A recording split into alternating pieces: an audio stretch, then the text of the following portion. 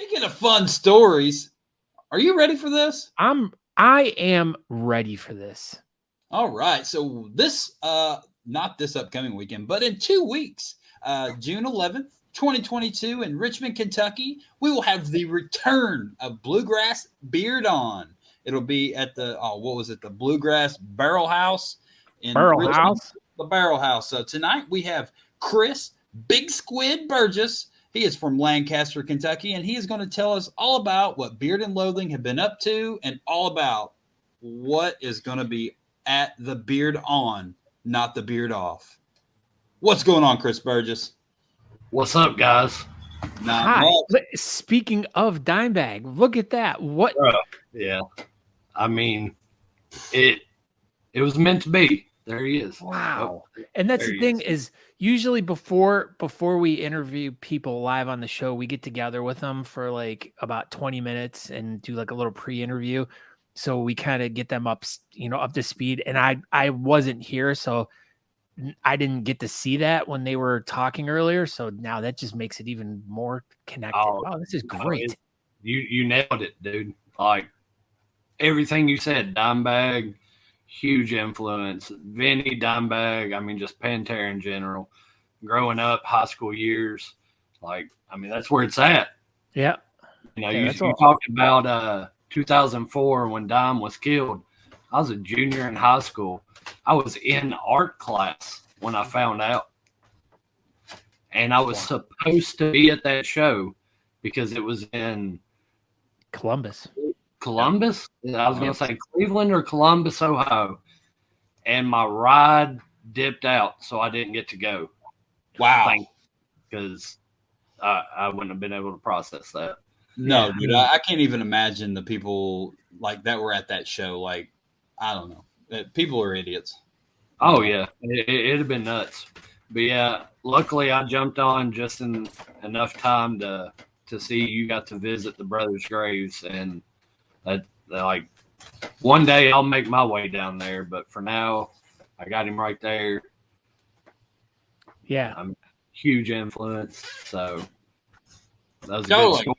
Glad you got to check it out. BFFs. Oh, stop. Well, and on top of that, like, I know you're really big into fishing too. And there is this beautiful pond that like butts up to their graves. Like it is literally like one of the most beautiful like settings I've ever seen, like in a cemetery. It was one of those days. It was just hot, but there was a cool breeze just coming blowing over this lake. There was no one there. It was quiet. And it was so peaceful. It was like, I couldn't have imagined that whole scenario of going to visit their graves being like any more like surreal and like just, it was just amazing. Like, and then then I see the pond and I'm like, oh, I wonder if there's any good fish in there. Yeah. Did you jump in the pond? Yeah, I did. Good. Did a little bit of noodling, caught him a big old catfish. Yeah. Yeah, Scott loves going noodling. He was actually noodling in the pool right before, talking beards tonight. That's why he was late. He was in the pool naked. Noodled up. That's what we call that. Just straight noodled up out there in the pool. Noodled up at the apartment complex. I'm talking about. Close your curtains. You don't like it. All right, Chris. So let's get into the Bluegrass Beard-On. I know we wanted to get right into this, but as I saw that, I'm sorry I sidetracked the conversation a little bit. But not mad at all, brother. All right, well that's good. So why don't you give us a little bit of details about this event? Like, so it's coming up. What's the date on it? June 11th. It's going to be at the Bluegrass Barrel House. It's a brand new venue for us. Also, it's our return competition. This is our first competition back since COVID. All right. So we missed our 10-year anniversary competition due to COVID. Everything was shut down. Couldn't really do much. And that stung a lot because 10 years as a club is a big milestone. Like you made your first decade. You're still making waves and doing things. Yeah. and we didn't get to celebrate that. So we're coming 3 times as hard because we've been shut down for 2 years. I told Aaron earlier, you know, I said, if you look at it from a comedian standpoint, you know, we started off doing stand-up and comedy clubs.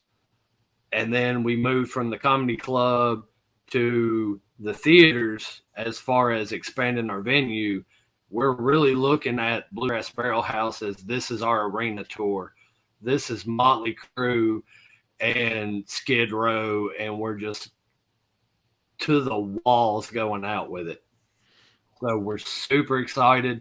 It's a huge venue that's gonna accept a lot of people capacity wise. We have options as far as the weather, whether we're going to do it outside or inside, but regardless, either stage is going to be great.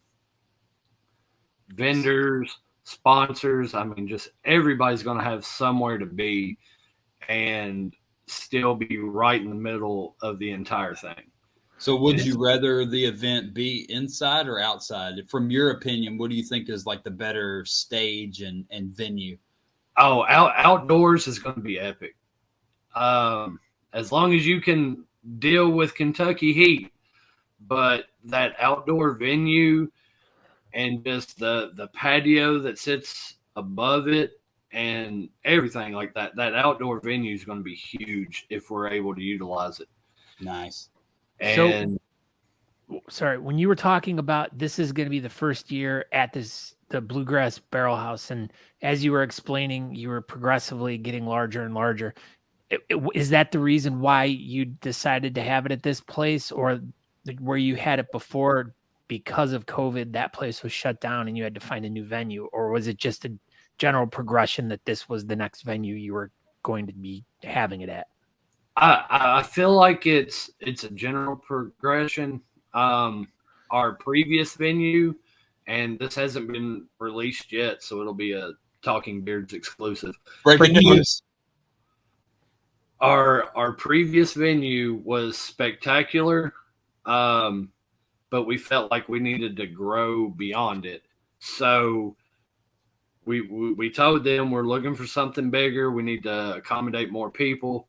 And they were totally like, they're on board 100%. So instead of that venue being where we do the comp, it will now be the venue for our hangover brunch Sunday morning. Cool.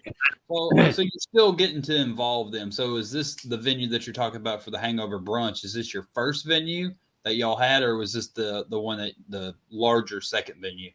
This was the larger second venue, okay. So it's going to be Madison Gardens right there in Richmond. Wow. Madison Square Gardens. My gosh. Wow, their new venue is bigger than Madison Square Gardens. Right. I mean, you might as well be. You just deduct the square and you get the Madison Garden.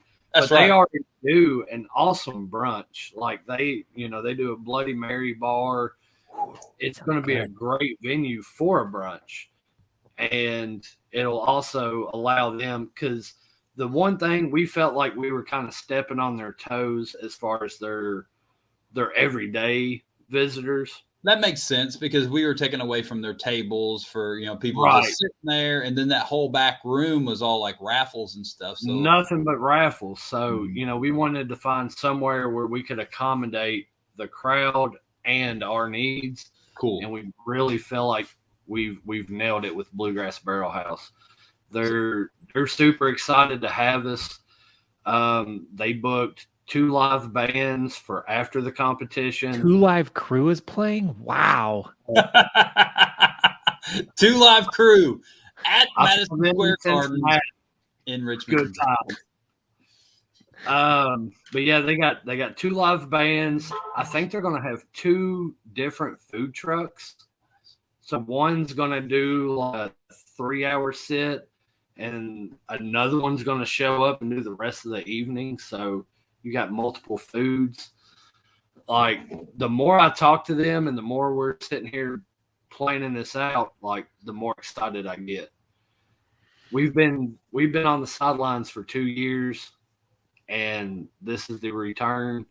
This is the return. I'm excited about it. Dude, I can't wait. So you talked about it briefly there for a second. Sunday brunch. What time is that going to start? Probably run from like 10 to 2, something Okay. in that area. I don't know the exact details, but that'd be my logical guess. Do you have seems like anything? Do you have brunch anything time. set up for Friday night? Friday night, we're going to do a meet and greet at Dreaming Creek Brewery right there in Richmond. Dreaming Creek's been super gnarly.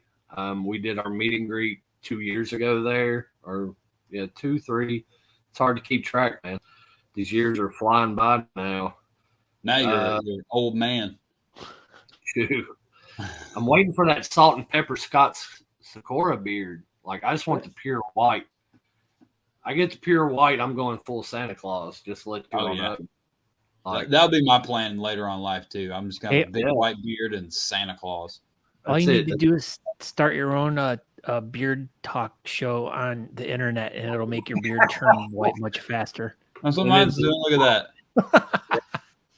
I'm getting it in pieces, so I'm good with it now. But yeah, Dreaming Creek is kid friendly. And it'll be a good time. We'll meet out there. I'm sure we'll probably show up like between 6 and 7 o'clock that night, and you'll have club members there till they close down, because we're not ashamed of drinking some beer and hanging out. There you go. All right, you go ahead. No, so we've been kind of dropping bombs around the actual event, talking about what's going on before, what's going on after. But let's get to the potatoes and meat. Do you see what I did there, Aaron? Yeah, potatoes and meat. Potatoes and meat of why we're here, and we're here for the Bluegrass Beard-On. Now, this is this technically your 11th one, or is this your 10th one? Technically, it would be our 10th. All right. Now, so you've done this before. You've had charities. What's your charity for this one? And is it one that you've been working with for the duration, or was this something new that you guys found? And how did you guys get hooked up with them? So this year is actually the first year that we are shifting our charity, and we're going with somebody brand new. It's in the past, we've worked with Spina Bifida Association of Kentucky, and they were great to us for the 9 years that we raised money for them. But just in life in general, you need to make a change. You need to look at shifting direction. This year, being our return, we felt it was the need to shift direction. We found a more local charity. This nonprofit's brand new. They are just starting up, and they are very close to home, not only proximity of, county wise, but what they're trying to do as far as some of our club members and their family. So this year we decided to go with Cedar Haven Farms. They're going to be a nonprofit out of Lincoln County, and they're trying to open up a farm for the autistic. So it's going to be a sensory farm for autistic children and adults to be able to go and just live their life. They've got people there that are they're looking at doing, what is it, like trampolines, animals, swimming, just a complete sensory farm for the autistic. The girl running it, Casey, she's a Garrett County girl. She went to high school with my wife, and she has, an autistic brother that she's been taking care of. And through her experiences and taking care of him, she decided that it's something that she needed to do to open up and take care of more people. So just her stepping out and taking that leap to benefit this community, we 100% said, we're here to back you up. We're going to do what we can do to help you get this up and running. How close is she to having it up and running? So right now she is fully capable of accepting grants and donations and doing her own fundraisers. Okay. But she's brand new to the fundraising aspect. So we went out 2 weeks ago. She did an egg hunt. We went out, volunteered with that, kind of helped her, organize it, set up, and just kind of run the thing, like help her cook some food. But as far as the bearding community, and I legit hope she's ready for it, because it's going to be an eye opener from the fundraising she's used to as to how we do things. I think it's going to be great for her to see how we do things, and it'll just catapult her in not only connections but her understanding of how to get things up and going. I like seeing people's reactions when they've already been running a nonprofit and, they've already been doing their own, crowdsourcing and whatnot. And then they come to their first beard competition and they're just like, oh, this is a way different way of doing it. But yeah. Right. It's still a way. When we went to the egg hunt, that was the first time I got to meet her in person and got to sit down and just kind of talk to her. Because, when you approach somebody as a beard team and you're like, hey, we want to do this for you, a lot of them are like, well, how are you going to do it? Well, we have our ways. Yeah. And then, like Aaron said, when you bring them in and they get to see it, they're like, that's totally not what we ever would think to do. It works, though. Yeah. We had the same. We had the same thing when we worked with the MS Foundation out of Cleveland, and they didn't understand the whole concept of what we were doing. And when their representative came and saw it, she was just like, I feel so bad that we didn't invest more time into promoting this event. She's like, we raised a lot of money for them, and like they had no idea the magnitude of the beard community and what they do. Yeah. It's an uncovered gem that I feel like is slowly being brushed off over the years.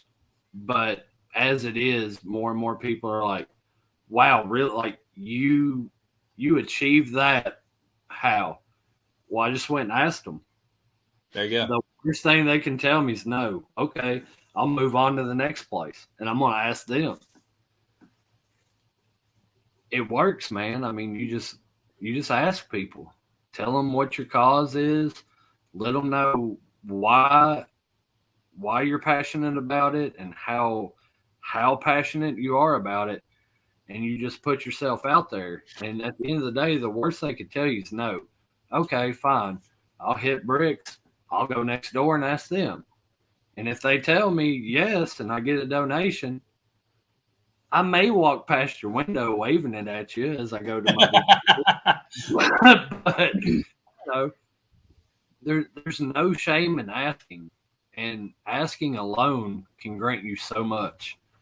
That's the one thing I've learned since I've been doing this, and my coming up on a little over 10 years of doing it myself.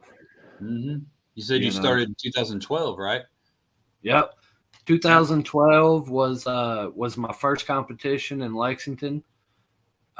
This will tie in nicely because I'm going to drop a little bit of knowledge as far as our judges that hasn't been released yet. Whoa. 2012 was first competition ever. It was Whiskers, Whiskey and Women in Lexington, Kentucky. And my buddy's like, hey, you got a beard. Come do this thing with us. And like a lot like you, Aaron, I had seen Whisker Wars. Never I was heard like, of it. that's a legit thing. And I watched the whole season. I was like, well, okay, that's kind of interesting.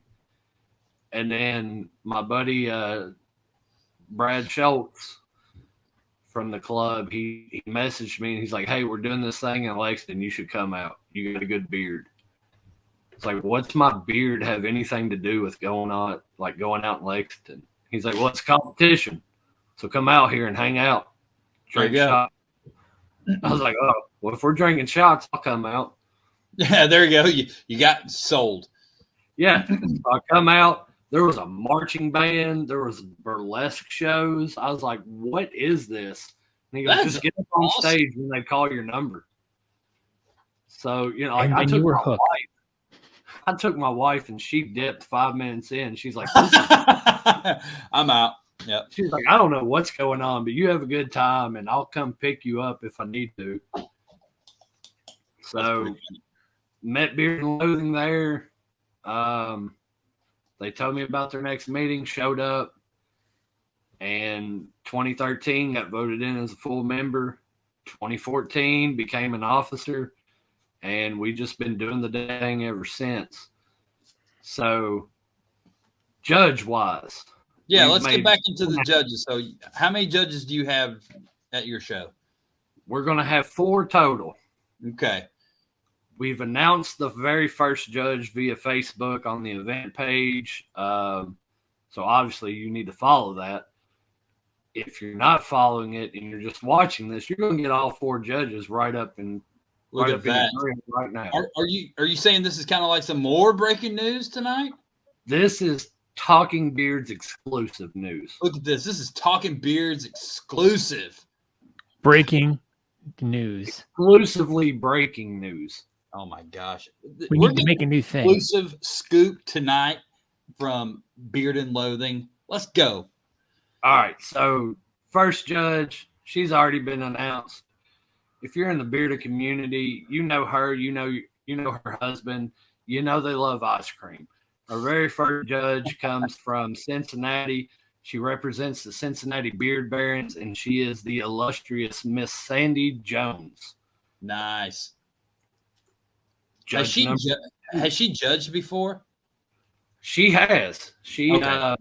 I know she's judged 2 comps that I've seen. Okay, cool. Probably more. I would assume more. I just had never seen her, so I was just kind of curious. I was just right. She's never judged our competition, but I do know for a fact that she has judged before. Cool. Our second judge, also reigning from Cincinnati. However, he also may be a part of Derby City. But he is also a Jones, and a Jones that everybody knows, and that is Mr. Tommy Jones. Tommy Lee Jones? Tommy Lee. Listen, it's our arena tour. Motley Crue's playing. They're not really. I couldn't get a hold of any, but I tried. I've never even heard of a Jim Jones. Does he like ice cream? It's like a creature in the woods. So, Jim Jones, judge number 2. Judge number 3 hails from MPS Nashville. I'm going to try to say this right. The Metropolitan Puginoptrophy Society. That's pretty close. It sounded good. Listen, I call them Pogo No Trophy because that's how you Pogo spell No Trophy. That's what we called them. I think pretty much anytime that I've ever talked about them, I'll just say that Nashville Beard Club. Crunchy Bunch. They answered all of it. Hey, you guys. First time ever judging, Mary Jackson from MPS out of Nashville. Sweet. That is our third judge. And our fourth, and his long overdue, in my opinion, returning to the bearded community is Jack Passion. Close, but better. In my opinion, my personal opinion, Title Beard himself, Brian Furby, out of Lexington, Kentucky. All right. So, where the heck's he been hiding? He's got a really big rock that he flips over daily because he does CrossFit and all kinds of other crazy training. And I'm pretty sure at the end of the day, let me guess. He does CrossFit, so he told you he does CrossFit. No, he didn't tell me. I just follow him on Instagram, and he looks like he's he's not a very good CrossFit. If he's not telling you that he does CrossFit, he's doing it wrong. Well, that allegedly, again, I can't tell you he's doing it. I'm just speaking on what I've witnessed. The guy works out. He likes to pick stuff up and put it down. That's right. And so, yeah, we're super stoked on our judges this year. We think we got a great cast. We love to bring new judges in because it's not something that gets offered a lot. It's kind of like, what experience do you have? Well, I've been a part of this club. You ain't got it. Yeah, let us give it to you. We've got 3 esteemed judges. And I'm going to tell you what, if you can't learn how to judge by the 3 we got, well, there's no way you can't learn because we got 3 great judges that are going to show this beautiful young lady the way. And she's going to get an experience that you don't get outside of the bearding community. Well, besides your 4 amazing judges, do you have you got a cool MC or anybody that's going to be keeping this thing rolling all night? It's the return of the Bluegrass Beard-On, which means that it would not be right if it was not the return of the captain. Captain Kyle Isaacs. That's what I wanted to crunch. Captain Dude, that's Kyle freaking Isaacs awesome. I'm back running. Man, you're just bringing back all the oldies. Listen, man, I mean, it's our first time back in 2 years. If you're going to do it, you do it right, you do it big, and that's what we're pushing for. You know, we're out here to have a good time, to raise money for a great organization, and I mean, it's what the bearding community does. We're here to nail it, lay it down, and do what we do, and we're going to do it the way that we've done it for the previous 10 years. It just feels right. Like, if it ain't broke, don't fix it. That's what I tell Aaron all the time. And I still try to fix it. He's like combing his hair all the time. Like, he's like, it's fun. I haven't had to comb my hair since junior year of high school. Wow. That's funny because junior year of high school, it's a relief not having to do this. I still do this occasionally. I know. Such a relief. Downstrokes are so much better than backstrokes. Ask a swimmer, they'll tell you. I thought you were going to be talking about guitar playing. Down picking's better than up picking. Oh, absolutely. I know. That's what I was telling Aaron before the show. Yeah, I get like 2 picks and go up, and he's like toothpicking it. Y'all don't understand. Yeah, toothpicks. Y'all that gets into gums. So it's horrible. So you talked about your venue a little bit earlier. So what is this thing generally used for? Is it like a concert hall, or is it a restaurant sometimes, or what is this place? It is a ginormous bar. Okay. They started off in a small venue. Unfortunately, there was something happened. They lost that venue, and they were lucky enough to purchase this new place that was, I mean, twice as big is an understatement. 4 times as big is probably an understatement. This place is just huge. So, I mean, it's primarily a bar. They've got great stages, indoors and outdoors. They're huge on live music, and they kind of run their own little concert venue while serving spectacular drinks to people that care to show up and hang out with them.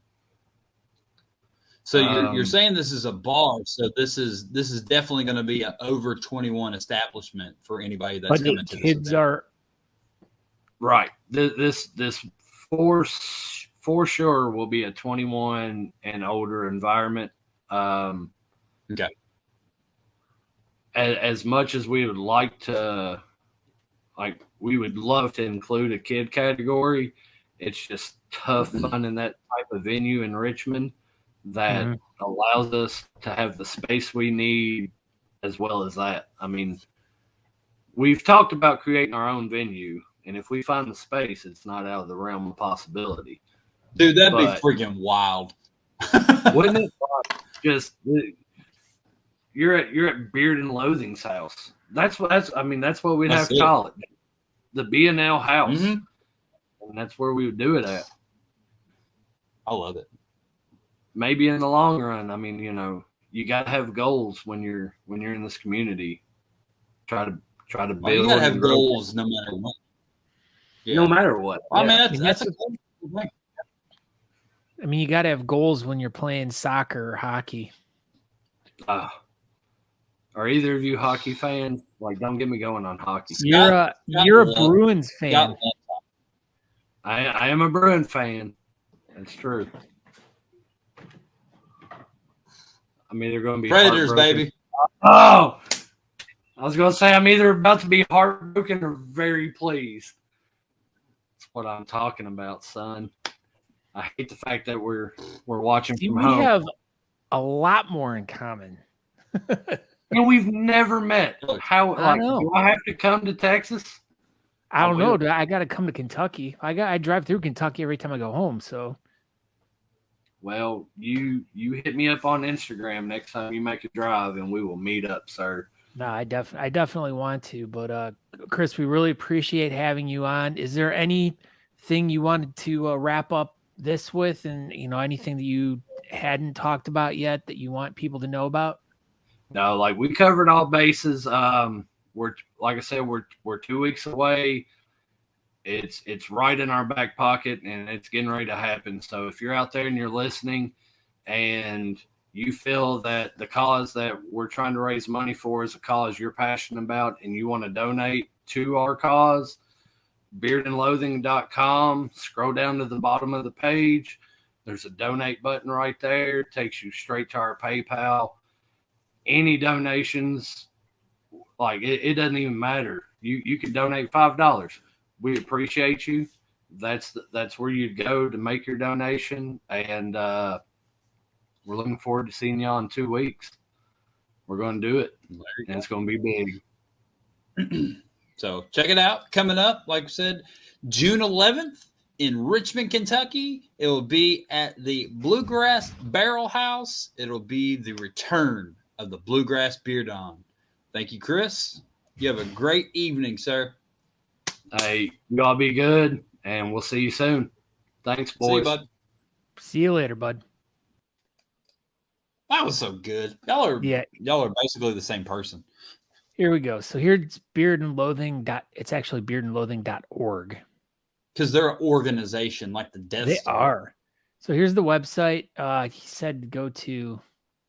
At the very bottom, he said donate right there. It says you can't make it to an event, but you still want to donate, or if you just want to support all that we do, here's our PayPal link. So, and then as you can see, they're talking about in their testimonial information about who they worked with. There's some information about the spinal bifida of Kentucky, who they've worked with in previous. Let's see if there's anything. Oh, look at Bluegrass. That's the event they talked about now. My goodness. Chris just talked about this whole thing. Look at that. Here's all the information. There's online registration right there. Registration is that was another thing we didn't ask them about registration and stuff. So here we go. I'm glad we looked at this. So if you want to participate in this event, registration is from $4 to $5.50 or $6. It's $10 to compete. Nope, if you want to register before the event, you can do it right here online. Once again, at beardandloathing.org.